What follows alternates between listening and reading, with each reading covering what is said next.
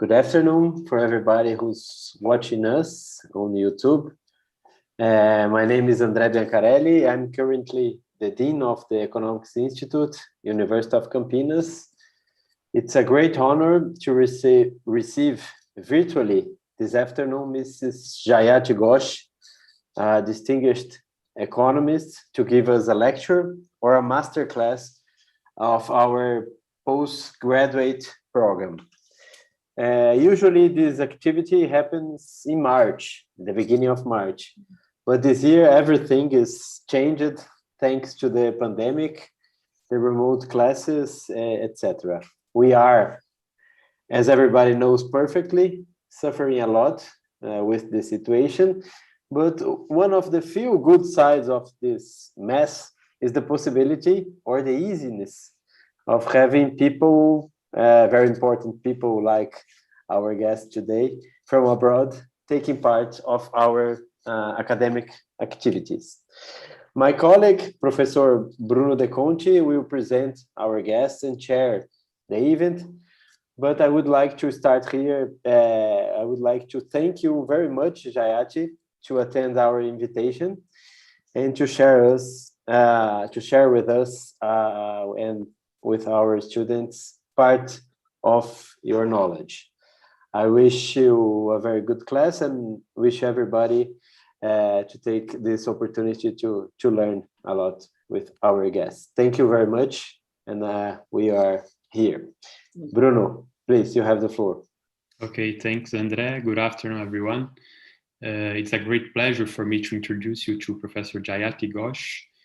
She's certainly known by most of you, but I'll say a few words about herself and her career.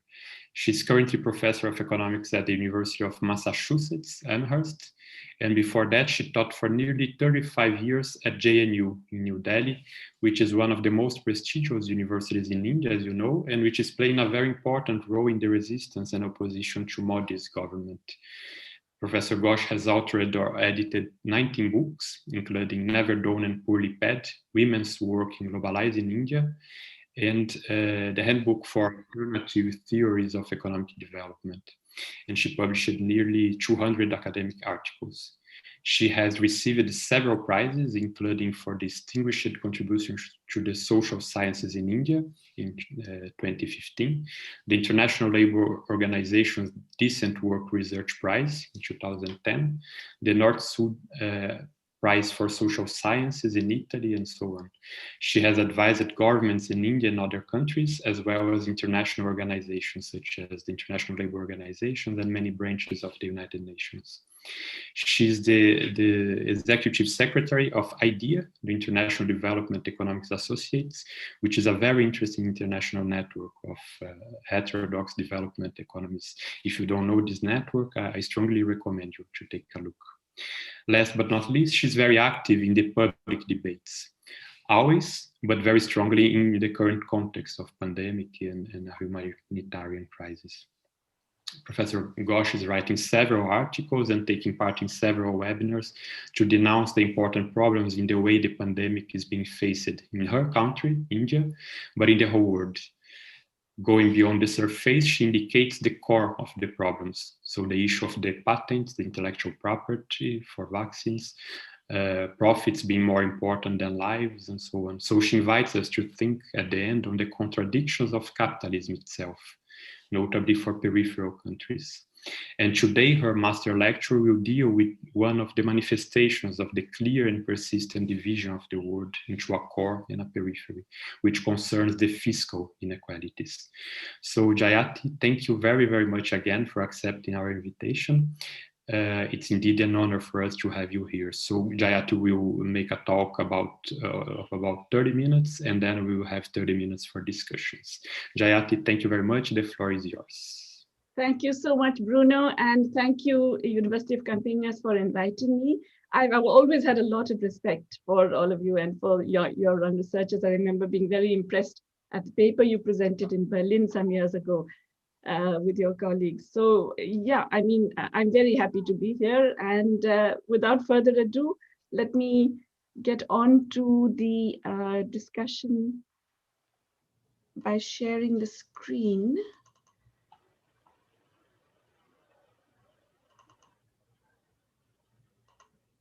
Okay, here we are, and I'm going to go to the slideshow.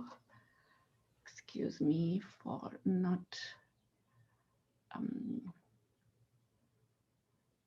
Okay, for some reason, are you getting the full or you're getting just the? Not the full yet. Yeah, okay. So let me just see what's going on here. Maybe down there. Yeah. It's not. That's the trouble. It's not down. Sorry about this. I'll be sharing it in a minute. Is it? Are you seeing it now? We do see it, but not in full screen. Yeah, that's the problem. Sorry, I'm just trying to go down there, I guess, just on the left side of the place where you have the 67%. Voila. Oh, Okay, now it's got it. Yes. Thank you. Good. Okay. So sorry for the delay, and let me get going immediately. So first of all, I think we all know that the world was very unequal before the pandemic, but if possible, it has got incredibly unequal right now. It's even much, much worse than it was before. And there are many indicators of this, including the wealthy who have got even wealthier, the very rich and large corporations who have got even richer and larger, and of course the devastation that has been wreaked on large parts of the world, and especially in our countries, in Brazil and in India and elsewhere. But just to begin with some of the first wave of the pandemic, we are now very much in the second wave, and I think both India and Brazil are among the worst affected. But in the first wave, it was really the rich countries that were more affected in terms of morbidity, mortality, everything. And as you can see from the map on the left, it was the Europe and the United States that were very badly affected. China, where it originated, managed to contain it relatively quickly, essentially through containing it in the province of Wuhan. So in the first wave, and I would say that is the whole of 2020, there was a disproportionate extent to which people in the rich countries were affected. And the policy response that we got, the global policy response, actually reflects this. This is the first major epidemic since the Spanish flu, which has actually affected rich countries in such a major way. And so we got very sharp and dramatic policy responses globally in terms of the speed with which vaccines were first promoted and developed, the large government subsidies given to vaccines, the emphasis on very, very rapid and stringent containment measures, which were very much designed for developed countries. If you look at the kinds of containment, they were first implemented in Wuhan, but Wuhan has also a very, very different social and physical structure and characteristics than our countries, say Brazil and India, or most developing countries. So that notions like physical distancing, I don't like the term social distancing because it brings in all kinds of other discrimination. Physical distancing, frequent hand washing, and basically lockdowns were seen as the strategies of choice. And these are really ill-suited to populations where most of the workforce are informal, where many people live in very congested surroundings, where you cannot do physical distancing even with the best of intentions, and where it's impossible really even to ensure frequent hand washing, because in many of our slums and in many of India's rural areas, you don't even have access to water and soap on such an easy basis. Nonetheless, what we got was this, and this was the strategy that everybody was told to follow, that you do lockdowns, you stop people's activities, you tell them to socially distance, physically remain separate from each other, and so on and so forth. I would argue that the reason we got this very rapid global response for vaccine development, as well as the nature of that response, is because the virus really affected the northern countries first, Europe and Asia. A friend of mine, an economist in Chennai in India, has said that this really proves that some viruses are more equal than others. Just to remind you, the Ebola virus, the H1N1, this MERS virus, etc., these were all very deadly and they killed lots of people, but all in developing countries. And they did not get the same global attention. They didn't even get the same impetus for vaccines. The Ebola virus took 7 years to develop, and so on. So you get the general idea.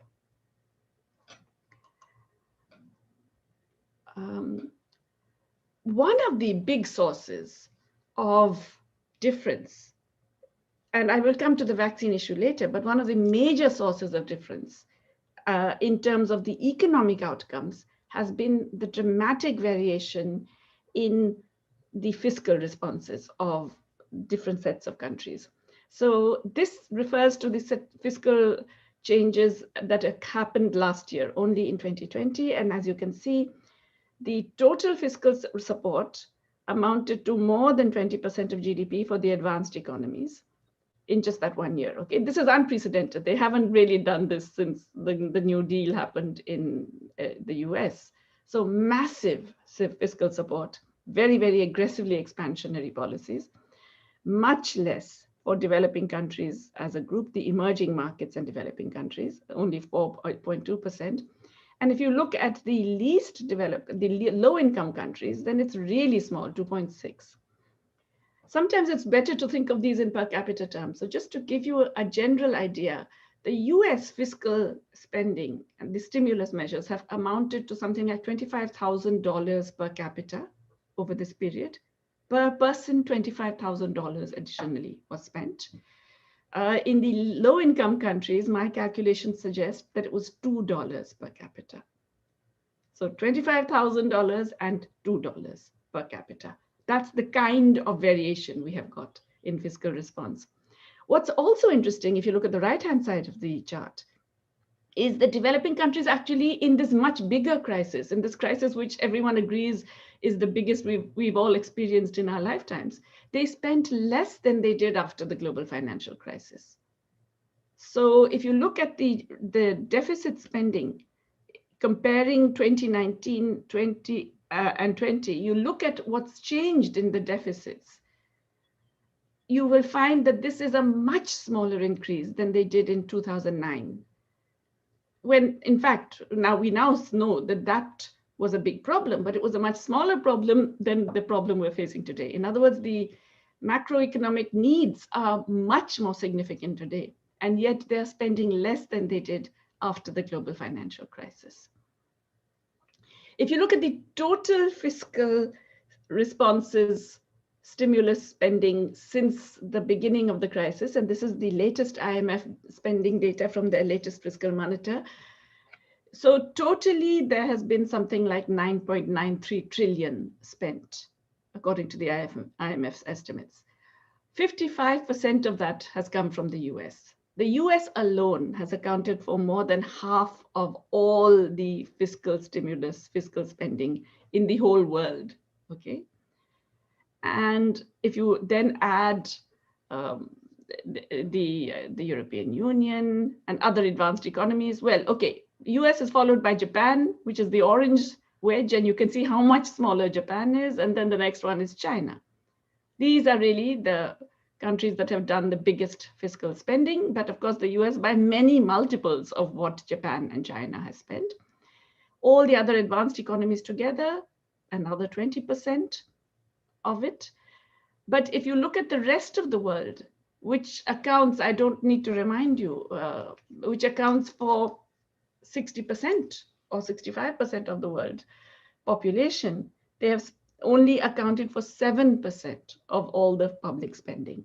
So this is basically just reinforcing the point I made earlier about the per capita spending. I was looking at two outliers in that case, but here also you see how unequally total fiscal spending has been distributed. Now, just to look at how small it's been. Again, this is the estimate by advanced economies, emerging economies, and low-income developing countries. I don't have to remind you that Brazil and India were in the middle column, okay? But advanced economies, in terms of expenditure, dramatic change in 2020 compared to 2019. And of course, revenues fell, right? So, but remember, when we're looking at a situation like the current pandemic, it is really not a good idea to look at fiscal deficit to GDP ratios, because those can change because of either the numerator or the denominator, right? So when GDP falls, even if you haven't spent any more, you will still get a larger fiscal deficit to GDP ratio. So it's not very useful to look only at the fiscal deficit to GDP ratio as an indicator of the macroeconomic stance. It's much better to look at the change in the expenditure, which is what has happened here. And you will see very significant change in expenditure relative to revenue in the advanced economies on average. Very little change, and in fact, a decline for the emerging economies in terms of the spending in 2020, expected spending in 2021 minus 2020, and the expected change in revenue as well. So what's going on in the emerging world? That's what we need to realize, is that any increase in fiscal deficit to GDP is coming about because GDP is falling, not because we are spending more. Because our tax revenues decline when GDP declines. That's so obvious that I don't need to repeat it to you, but that's really what's happening. Tax revenues are declining as a result, and governments are cutting their spending in consequence.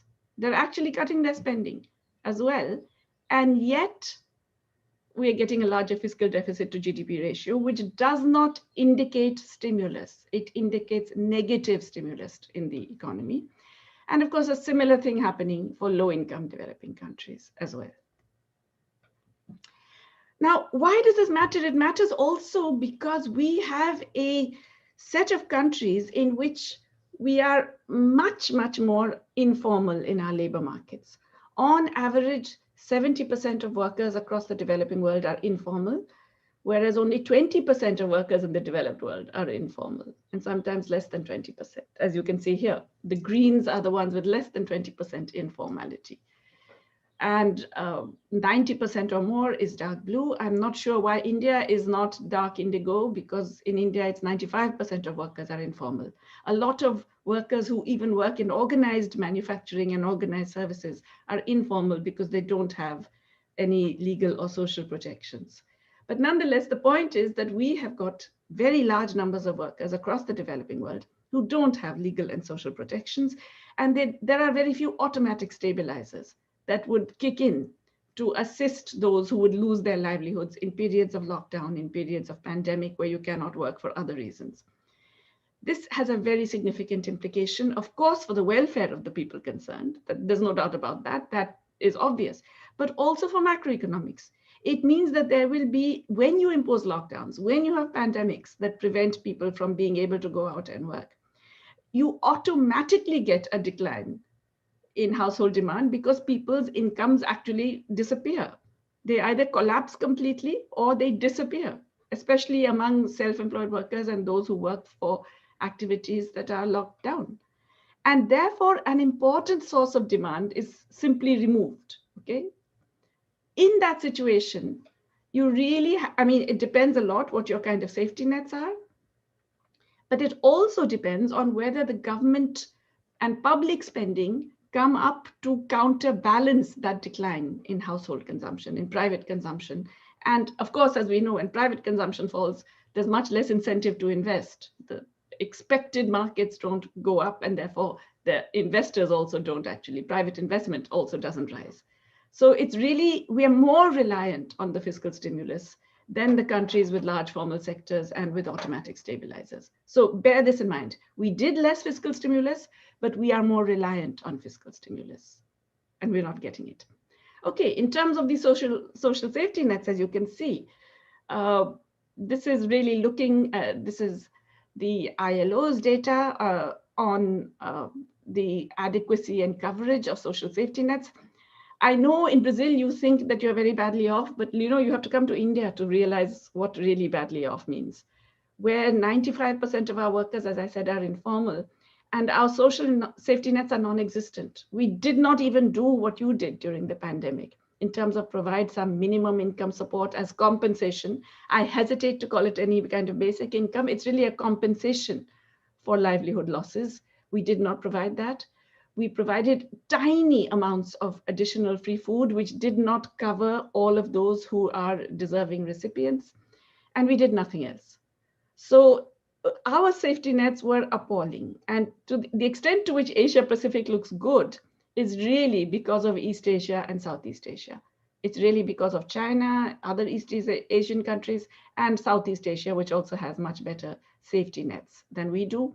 But as you can see, even so, on average, Asia Pacific performs worse than Latin America, which did step up a lot more in terms of social safety nets, in terms of at least coverage. Now, whether it was adequate, whether you gave enough, that's a different question. I'm not even going to that, but compare it to countries which didn't do it at all or barely did it. And you can see that India will be in the same league as Sub-Saharan Africa and possibly lower if you're looking at just India alone. Okay, now why all these fiscal constraints? What was the reason why we didn't spend in the developing world on average? Now, remember that there are, for developing countries, huge concerns about external debt. And also there had been a massive increase in debt in the decade preceding the pandemic. Ever since the global crisis, there was, a revival, really, because the massive quantitative easing and the increase in global liquidity led to huge amounts of surplus funds sloshing around the globe looking for places to invest. Developing countries, emerging markets, we were encouraged not only to get into sovereign debt, but more significantly to enable much more private debt, to enable much more financial integration that generated more private debt through both bond markets and normal credit functioning. And as a result, we've got this massive increase in global debt.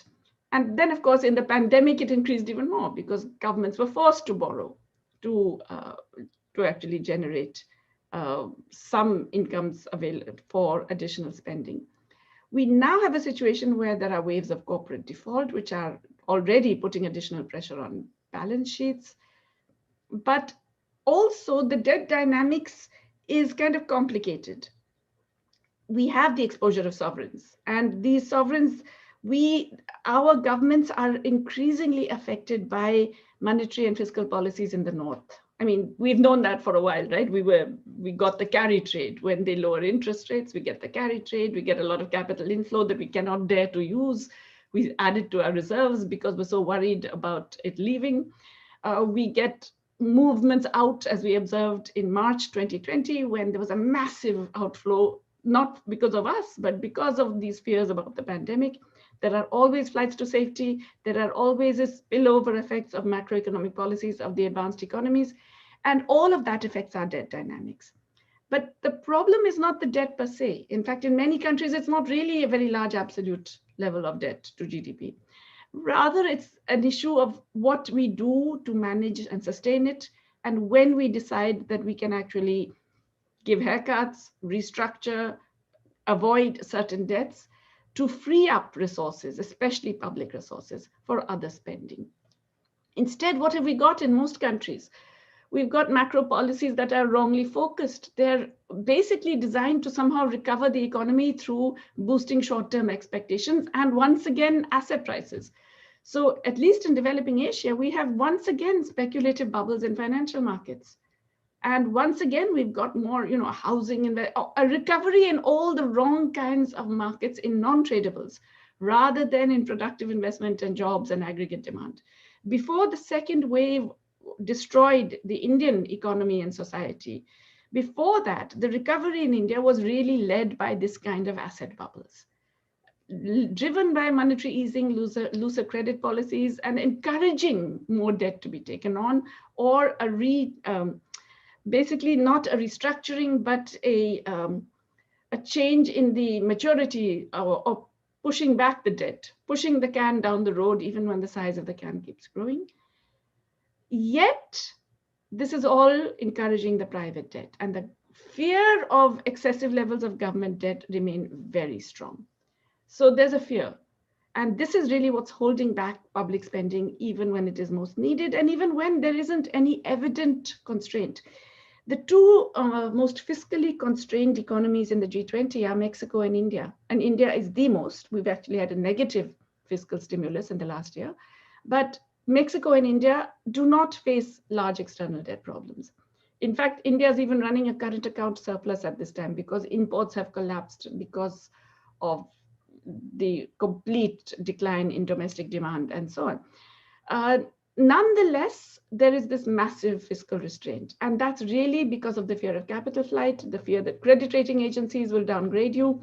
They're downgrading us anyway, but even further, there is the fear that we would fall below investment grade. And because of this, we don't spend even when we can. Now, the point is that you can actually do fiscal expansions because developed countries, we know that they can borrow at close to zero interest or less, but even in some large developing countries, especially we can borrow from our central banks much more aggressively than we're doing right now. Across the advanced economies, they're all borrowing from their central banks without any apparent inflationary impact. In the developing world, in India, we're getting stagflation because of rising oil prices, but we are getting a repressed government, which is not even borrowing from the central bank to spend at all. But if we did spend, we need to actually spend. I will talk about the alternatives more later on, so let me not talk about it here. It's this whole fear of a lost decade, which is going to happen if we continue in this fiscal austerity. Across Africa, governments are still spending more on debt service than they are on health. They are facing declining tax revenues, collapsing export earnings, and of course, the debt payments that have been rescheduled rather than restructured are now coming up. They're all due in this month or the next few months. As I mentioned, countries like India are doing austerity even when we don't need to, and credit rating agencies are making it worse. I cannot emphasize the terrible impact that is going to result from this. It is going to set off a vicious cycle like the last decade that we saw in Latin America, because you are going to get negative multiplier effects, dynamic effects. It's much worse than hysteresis. It will not be stagnation, it will be declines. And those declines occur at every level. They occur through these negative multiplier effects on demand and income and economic activity and so on. But they also occur because when you reduce your activities, you also lose all those gains from learning. You lose the advantages of productivity increases, of learning by doing, of synergies through activities growing together. And therefore, you really get trapped in a really terrible vicious cycle, which is very much a likely reality if we continue on this path. In India, we already have a hunger crisis. I think parts of sub-Saharan Africa also do. I'm not so sure about Latin America. You'll have to tell me. And of course, then there's vaccine access. And I want to emphasize this because this has also become such a stark indicator of global inequality to a degree that was actually unexpected, even by many of us who had been arguing for a people's vaccine from early 2020. Okay, here's the chart on the side shows you the confirmed vaccine procurement. And as you can see, the massive percent of the population for which there was procurement, and several times the population of the advanced economies. Okay, the US has procured vaccines more than 4 times its population.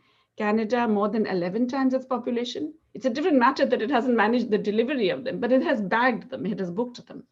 Europe more than 3 times its population. In other words, there was an obscene vaccine grab going on from the moment that some vaccines got regulatory approval. And of course, as a result, as you can see, there's very, very disproportionate vaccination across the world. The United States is nearly reaching half. I think this week it will reach half of its population will get vaccinated. Chile is the only outlier in Latin America that has managed to do well, largely because it relied on Chinese vaccines from very early on, even before it got WHO regulatory approval. Most of the developing world is well below 10% of its population getting vaccinated. This is even just one dose. Huh? This chart is showing only one dose. If you're looking at both doses in India, it's only 3% at the moment have got both doses. And of course, in many countries, especially the least developed countries and some countries of sub-Saharan Africa, there are, I think, at the moment, 70 countries that have not got a single dose of the vaccine yet. Grabbing is only one part of the aspect of the limitations. The other part of it is what I have called here the curse of intellectual property rights. And essentially, that's because what they have done in this case is limit supply. And what does that do? A patent gives you a monopoly on production. And so the companies that are producing the approved vaccines, and there are only 6 at the moment, these companies effectively have monopoly control over what they produce or what they allow others to produce. So they can issue production licenses, but it's up to them. Now, this absolutely makes no sense. Patents are supposed to reward innovation, but even the TRIPS agreement of the WTO says clearly that there are exceptional circumstances when they should not be applied, and a pandemic is certainly one of them. The patents were never supposed to be applied during pandemics. And in the past, in major emergencies, whether they are wars or other epidemics like HIV/AIDS, we have had the waiver of patent. But in any case, this idea that it's rewarding innovation is ridiculous. The Big Pharma has already got huge government subsidies to develop these vaccines. In the US, they got 12 billion just to 6 companies. And so really all the costs, the additional costs, I should say, of vaccine development were covered with subsidies. Why do I say additional costs? Because in fact, when you look at it, the mRNA vaccines, the basic science behind this was all developed in public labs through publicly funded research in Europe, by Hungarians, by Germans, and by the University of Pennsylvania.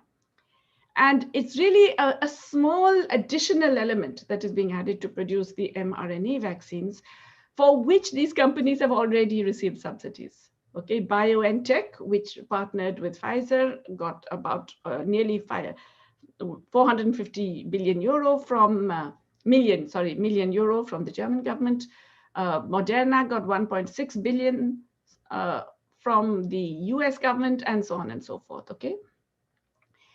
Not only that, but there were prior orders which gave initial sales that have already ensured very big profits.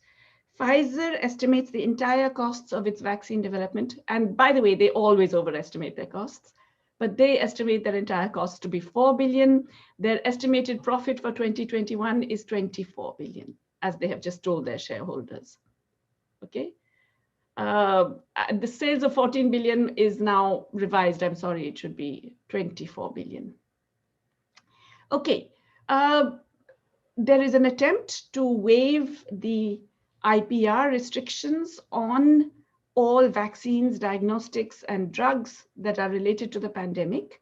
This has been brought to the WTO by India, South Africa, but it is now supported by the majority of WTO members. Brazil has held out, largely, I think, because your president at that time was supporting President Trump. I'm not really sure what holds Brazil back right now, but anyway. Advanced country governments have repeatedly blocked this. The US government has just announced that it will no longer continue to block it, which is very welcome and very desirable.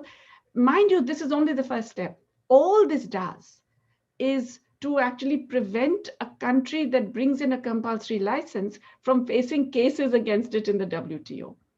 And also because there is, if all of these vaccines, it isn't just sort of one patent for one drug. All of these vaccines contain multiple patents. For the production of mRNA vaccines, there are about 60 different patents involved. So the companies that produce it have actually got the permission, they've got the license to use all of these. But to do that on a large scale and to do that drug by drug, item by item, country by country, company by company, is mind-boggling, time-consuming, and will take so long that it will not happen. And therefore, it makes much more sense to actually have a waiver. So one of the major reasons for the waiver is essentially just to enable. It does not make sure that there is technology transfer. It does not make sure that there will be production. It simply enables it. It removes the legal barrier to increase production. We need other changes as well.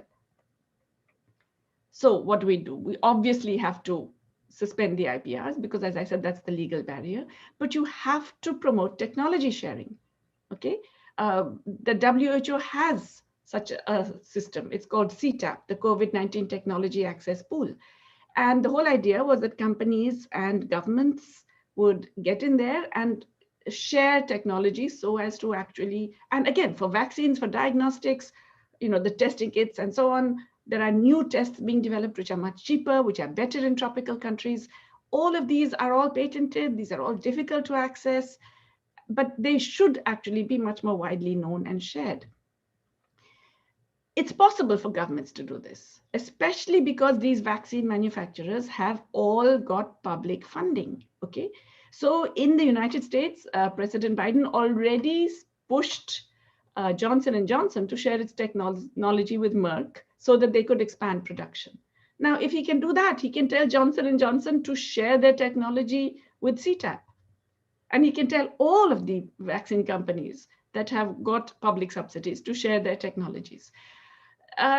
This is not happening so far. Again, this is something that will only happen through public pressure because, as you know, drug companies exercise an enormous amount of influence over government policies, and a lot of it is through backroom channels. It's not public. It's not stuff that you and I can observe. So we really need very large and significant public pressure to make sure this happens. But also there is the issue of regulatory approval. The World Health Organization has a list of what it calls the stringent regulatory authorities, the ones from whom it will automatically accept approval or almost automatically. And guess where they are? They're all in the developed world, the USA, European Union, Japan, etc. Okay, Australia. I mean, so if you're a vaccine producer from Russia, from China, from India, from Cuba, you have to go through the normal process, which takes a very long time, very, very bureaucratic. So the Sputnik 5 vaccine, the Chinese Sinopharm and Sinovac vaccines, they all applied for WHO approval before Pfizer and Moderna and Johnson & Johnson. Okay, Pfizer and Moderna got their approval within a few weeks. The Chinese vaccine has just been approved. That is 6 months down the line. Sputnik 5 has yet to be approved, and so on and so forth. So there is a very long process, whereas if we could actually get regulatory approval. Now, bear in mind, all these vaccines are not fully approved. They're all in what is called emergency approval, because the normal approval process for a vaccine is at least 3 or 4 years. You have to test for all possible outcomes. You have to check for any kinds of side effects. You have to see what happens over time. This has all been rushed through for every one of these vaccines because of the emergency situation. So again, some vaccines are more equal than others, even though, as we know, it's the same emergency condition. But the more we can speed up regulatory approval, where, of course, bearing in mind all the safety, etc., the more chances we will have more vaccines. And why is this important? Because at the moment, there is massive price gouging. Companies are charging what they like. They're doing side deals with different governments. The COVAX facility, which was supposed to distribute vaccines across the world in an equitable manner, has been struggling because not only is it underfunded, but it cannot buy at the same rate. So the companies are preferring to sell in private and opaque side deals at much higher prices. So the price of a vaccine can vary from anything from $2 a dose to $44 a dose. And we don't even know what the particular terms are in most cases. So what do we do? How do we deal with this? And I'm going to do this very quickly because I've talked for too long already. I apologize. We have to obviously have a recovery which is based on public spending. And first of all, we have to put money in the hands of those who will spend it, those who've lost livelihoods. I think in Brazil, this is less of a problem than it is in India, because you did do that during your first lockdown and the pandemic. We did not, but in most developing countries, that is still the most important thing. Definitely, we have to have a revival of employment. We have to have public employment schemes, special packages for micro, small, and medium enterprises, which are the ones that have been the most affected. Food and cultivation crisis.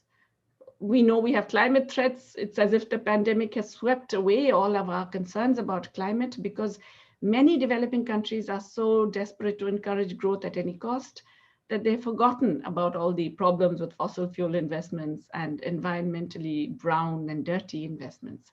And of course, we need to emphasize health spending, the care sector. It's not just the society that benefits. Now we know that economies cannot be resilient if you ignore health. And of course, there's more about care work. It's very important also because care is a very employment generating activity. We underprovide care in most societies. The fact that it's employment generating and cannot really be wiped out by new technologies. It can be assisted, but it cannot be supplanted by new technologies. And that's important. With changing demography, different kinds of skilled care services will be required, but markets do not provide them. We really have to have public investment in care. And more on this.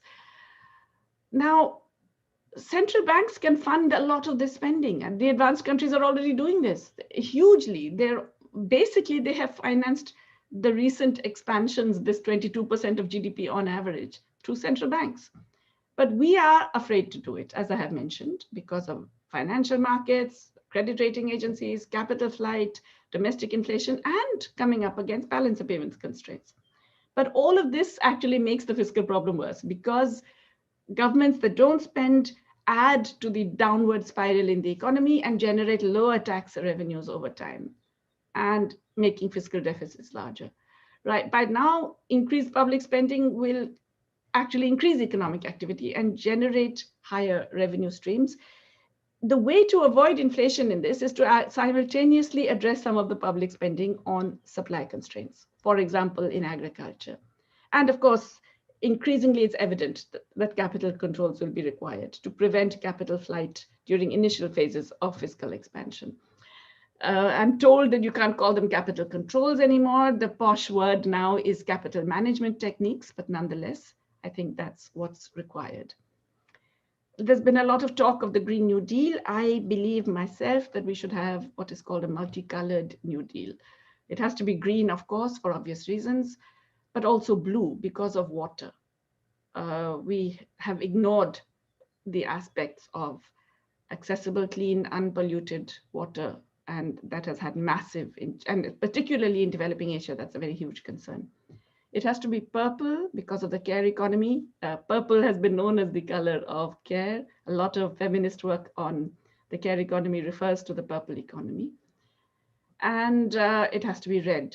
It has to address and reduce inequalities in all dimensions: assets, incomes, food, public services, employment opportunities, according to various different indicators like gender, race, ethnicity, not just class, but caste, location, age, all of these things. And this requires a different international architecture.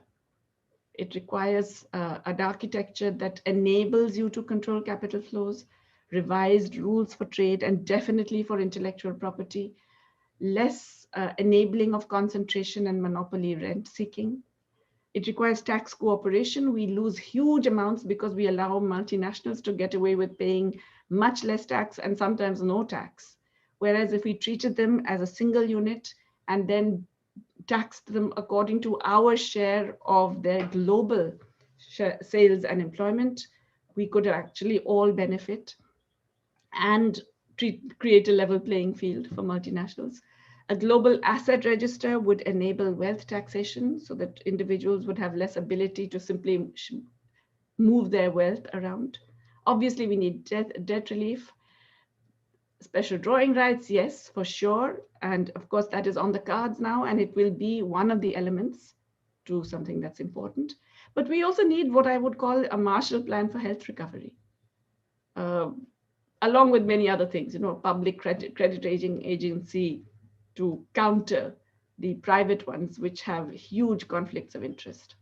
A standstill on all the interstate dispute settlement mechanisms that are evident in various bilateral and plurilateral agreements.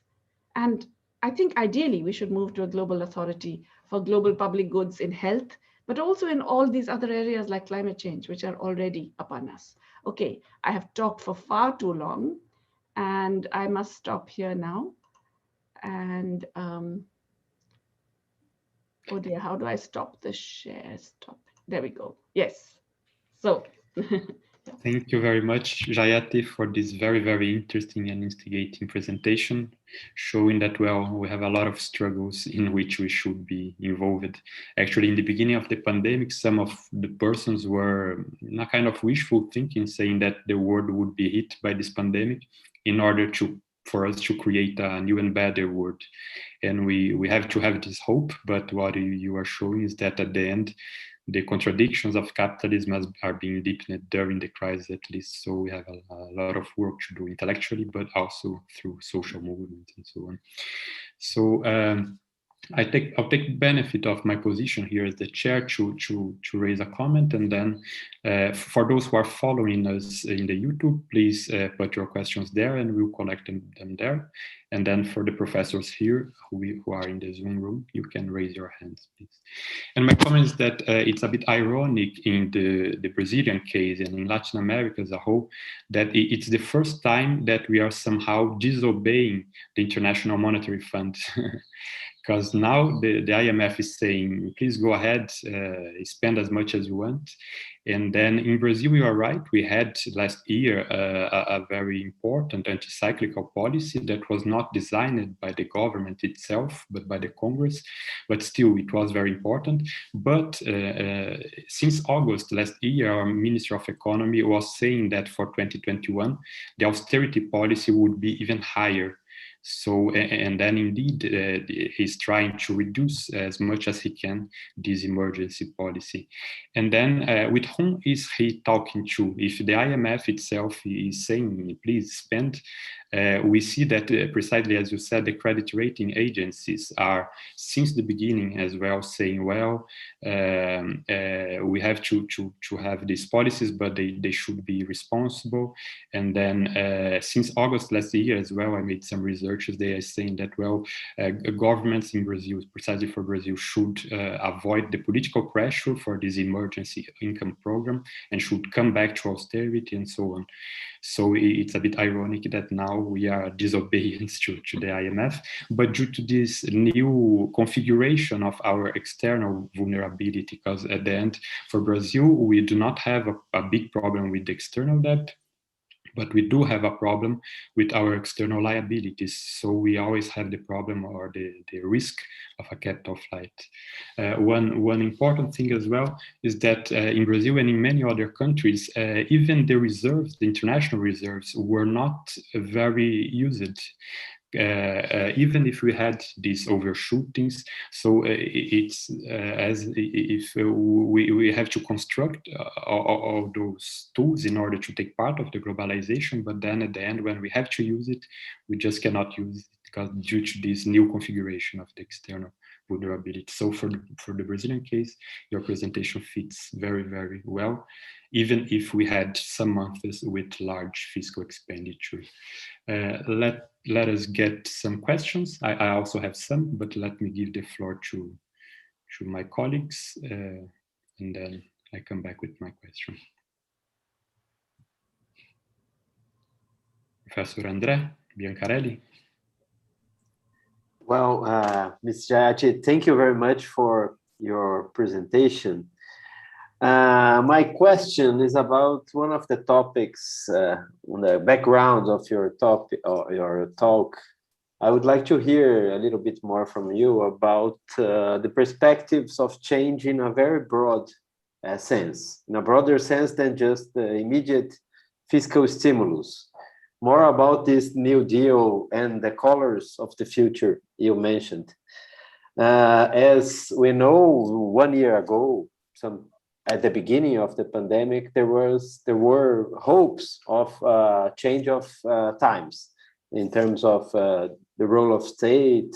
I remember an article of opinion by the Financial Times in the beginning of April, claiming for a new social contract topics, not only about health and public policies, but income taxes, progressive tax reforms, etc.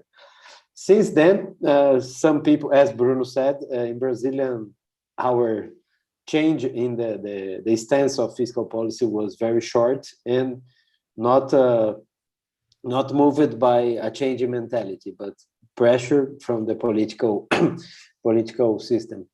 But what would you say about the perspectives? You are in the US, where the signs of the new government are in that direction, a change in terms of the role of state. Sounds like an important shift, but can we see the future with hopes of a new role of state and things like that in a broader sense than just fiscal stimulus? Thank you.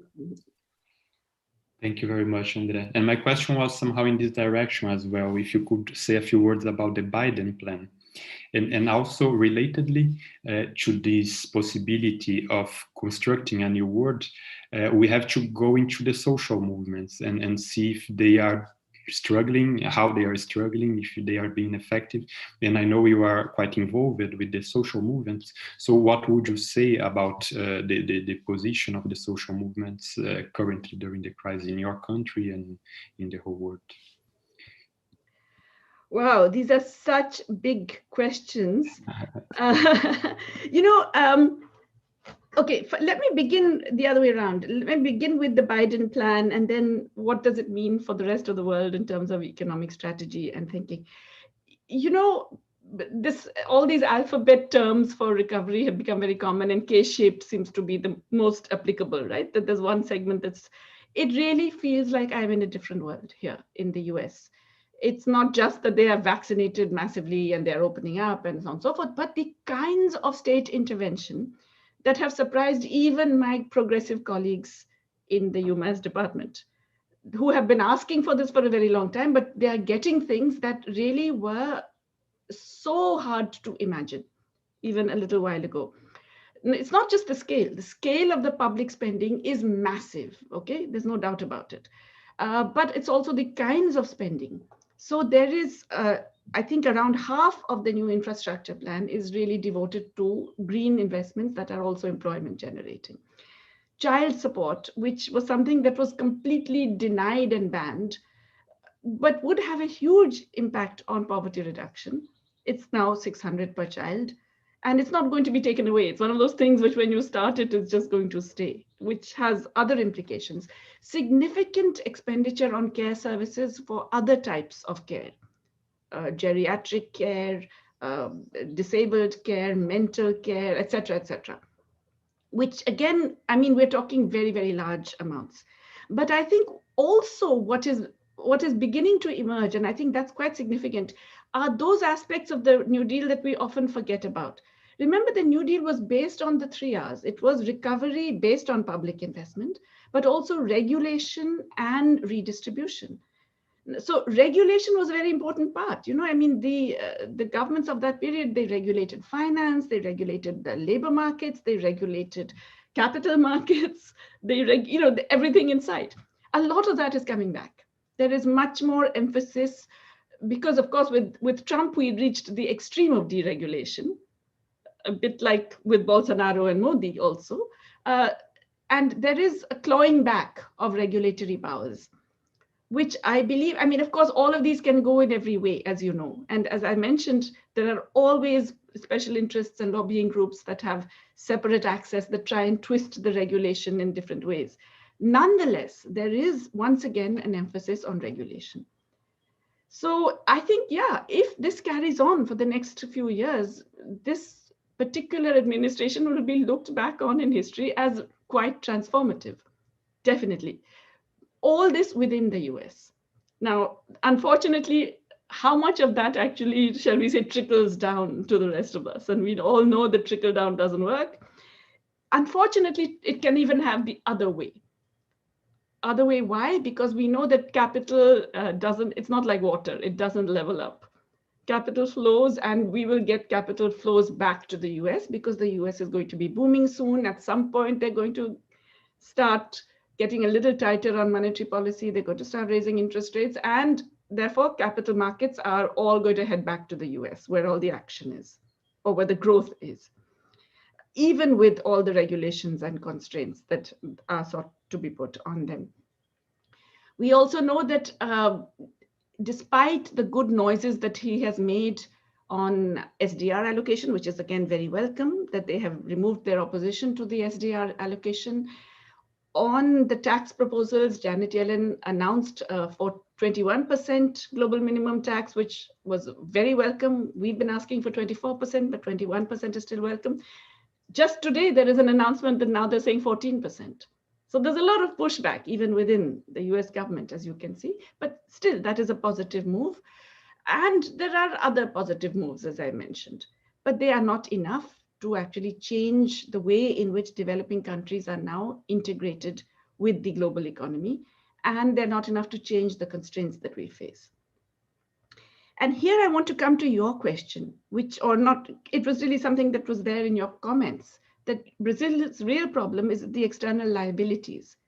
And I couldn't agree with you more. And that is the problem of emerging markets across the world. It's not the sovereign debt.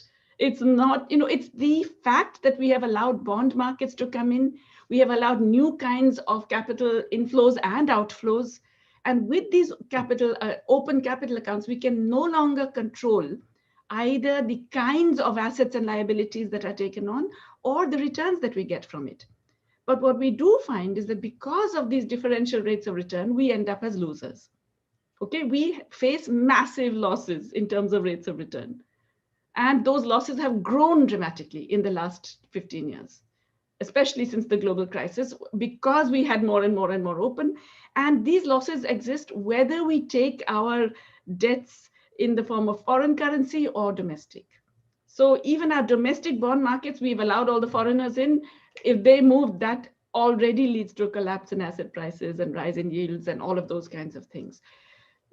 And so not only have we made ourselves much more vulnerable, and it also means that now, because we have so many different kinds of liabilities, as you mentioned, with different agents having different liabilities, that any kinds of restructuring become so complex as to be almost impossible. In the old days, a debt renegotiation was relatively simple. You had a bunch of creditors and maybe a few private creditors, and you could get everyone together and hammer out something.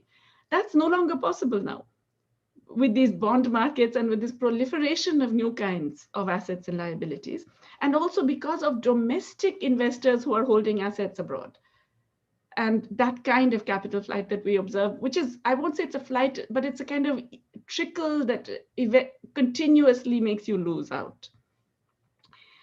So I think that is a major constraint on our own possibilities of domestic fiscal space, monetary space, all of that. We have to think of completely restructuring our financial markets and completely reforming. And I say reform in the opposite way from the way it's normally used. I say it in terms of more regulation.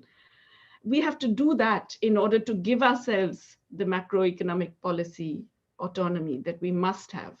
Without that, we will not get it. SDRs may come and go, all of that we will not be able to do. The emerging markets will not be able to do the kinds of monetary and fiscal policy that advanced economies can take for granted.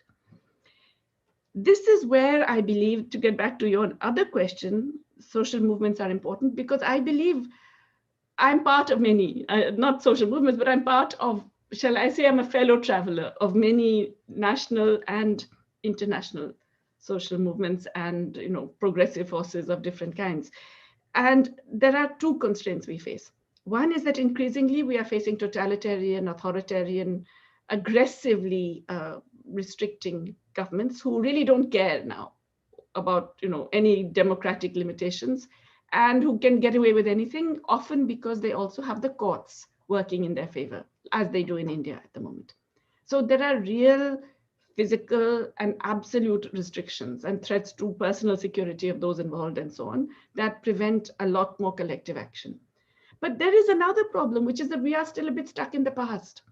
We focus our ire on the IMF and the World Bank. Sure, they are problems, but we have all these other bigger ones who are the real dragons waiting to eat us up. And I think we have not, the economic part of social movements has not adequately kept pace with the rapidity of these changes in emerging markets. So we really have to, that's our job. We should be out there helping them to understand the changed realities, I think. Perfect. Thank you very much. We are reaching the 1 hour time frame we had. I don't know if there is a very last and quick question because Professor Jayati has another activity now. But if not, please. I'd like to ask a very question. Yes. Professor Ghosh, it was fantastic. We are very honored to have you here. It was an incredible overview of most of the problems brought by the pandemic, both at the local, the regional, and the global scale. And I was a little bit depressed because of the pandemic. And to be honest, maybe I'm even more depressed because of your great overview and the scale of the initiatives that are necessary to handle all the problems. I don't know if I'm inspired by your energy and confidence, or I am more depressed because of the whole range of coordinated actions that should be done to tackle all the problems that you raised. What I'd like to ask you mostly is about what you see in South Asia right now, because one of the, if we could say, green shoots of the pandemic was the demise of many nationalist authoritarian leaders as Donald Trump. And maybe if it weren't because of the pandemic, Jair Bolsonaro would be mostly the favorite to win the next election and probably to close the political system in Brazil. So I would like to ask you, what do you think is the political future of India, and especially the base of support of Modi government right now because of the pandemic? Thank you very much. Okay, that's a very good question. So, things have been changing in India. We actually had a terrible first wave of the pandemic, but nobody realized it because we had relatively low mortality and less cases. A lot of that is undercounting, but nonetheless, it seemed low, and everybody outside India was thinking, oh, they managed it very well and so on. The Indian government is also excellent at perception management within and outside. They have more or less blocked off a free press. Mainstream media is completely in their lap and just repeating whatever they want to say. It's like a North Korean media we have. And it's the judiciary, as I mentioned, bureaucracy, everybody is more or less in their pocket. That also means that while their focus has been on managing perceptions, that they could ignore the massive material, destruction that they brought about because of a very badly planned lockdown and an insensitive, cruel lockdown, brutal, which didn't provide any kind of compensation. I mean, zero, so people were literally starving and are still starving. Even there's a 40% decline in food consumption by October, before the second wave, okay? That is 40% of households faced major declines in food consumption. But they were still able to manage perceptions. And of course, it's also when you use a majoritarian divisive rhetoric, you can tell everybody it's the fault of these minorities, these Muslims, these others, and so on. Or you can tell them that, okay, your life may be terrible, but things are all right everywhere else because they are managing the media so much. The second wave has changed that. And the second wave has come about because of hubris. They got so overconfident. He went to Davos and announced that, we have beaten the pandemic, we're exporting medicines, we are saving the world. He actually used all of these words. And then, of course, by that time, the second wave had started. And his own health advisors were telling him in February and March, we have to be careful. They didn't listen, they didn't care. They created super spreader events, like a massive, all these big election rallies that the prime minister attended and celebrated, saying, I've never seen so many people all without masks. And brought forward, you will not believe this, but we have a big annual festival on the banks of the Ganges, a big Hindu festival every 12 years. They brought it forward by 1 year. They didn't, you would normally postpone it, right? They brought it forward into the 11th year because some astrologer told them it would be good for their party.